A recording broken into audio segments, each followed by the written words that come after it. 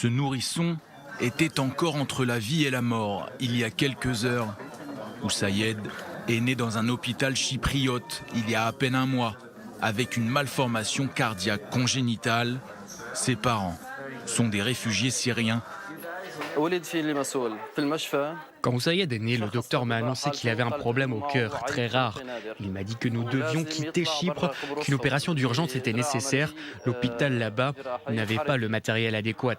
Toutes les conditions n'étaient pas réunies pour l'opérer à Chypre. En 2015, Ahmad fuit sa ville natale, Idlib.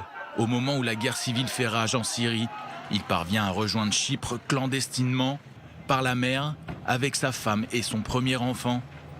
La famille commence alors à se reconstruire dans la petite île méditerranéenne après avoir survécu au pire. Et puis, Oussaïed a vu le jour.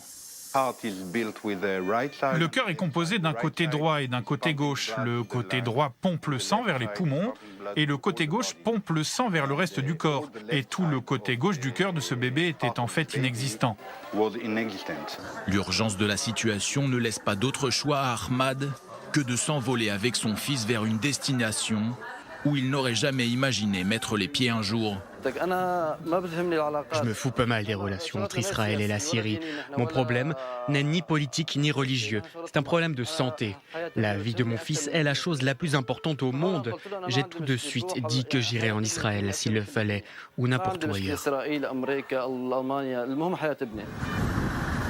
À son arrivée en Israël, Ahmad se rend immédiatement dans la banlieue de Tel Aviv, direction l'hôpital de Shiba, régulièrement classé parmi les meilleurs au monde, où ce chirurgien opère Oussaïed avec succès.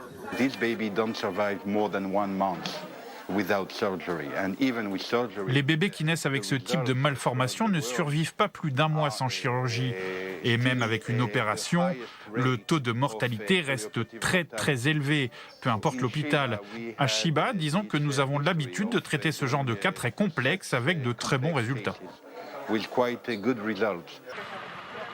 De 2013 à 2018, plusieurs milliers de patients syriens victimes de la guerre civile ont été soignés en Israël dans le cadre d'un programme humanitaire spécial.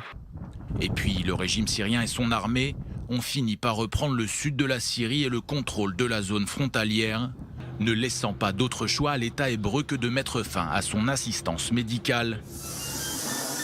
Depuis, seuls les réfugiés qui ont fui la Syrie sont susceptibles d'obtenir l'autorisation nécessaire pour entrer en Israël et s'y faire soigner. Derrière moi, c'est Oussaïed, un bébé syrien. Juste à côté, un nourrisson israélien. À côté de lui, un bébé de la bande de Gaza. Là-bas, c'est un bébé irakien. Vous pouvez vous en rendre compte par vous-même. Dans chaque chambre, un pays différent est représenté et il n'y a ici ni discrimination, ni aucun autre problème. Sorti d'affaires, Oussaïed doit encore rester en observation quelques semaines. Ahmad, bien évidemment, restera à ses côtés jusqu'au bout. Et puis, ils repartiront vers Chypre, où plusieurs centaines de réfugiés syriens ont trouvé refuge ces dernières années.